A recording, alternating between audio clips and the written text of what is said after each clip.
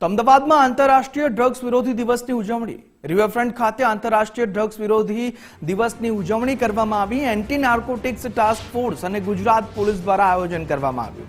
ગુજરાતના DGP GS મલિકે કાર્યક્રમમાં હાજરી આપી। ડ્રગ્સને લઈને લોકોમાં જાગૃતિ લાવવાનો સાયક્લોથોનનો હેતુ છે તેવું ડીજીપી કહી રહ્યા છે। કહ્યું કે ગુજરાત પોલીસ ડ્રગ્સના દૂષણને વોર ગણી રહી છે। આ માત્ર પોલીસની નહીં, તમામ નાગરિકોની જવાબદારી છે। શિક્ષકો અને વાલીઓ યુવાઓ પર ધ્યાન આપે તેવું પણ ડીજીપીએ કહ્યું છે।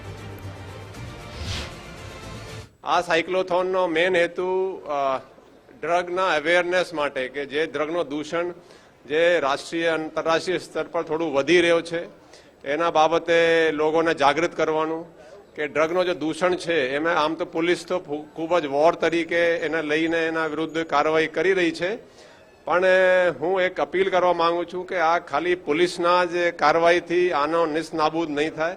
આના માટે સમાજના તમામ જે તબકા છે, ખાસ કરીને ટીચર્સ અને જે યુથના પેરેન્ટ્સ, જે બાળકોના કોઈ પેરેન્ટ્સ હોય એને લાગે એની પણ એક ખાસ જવાબદારી છે।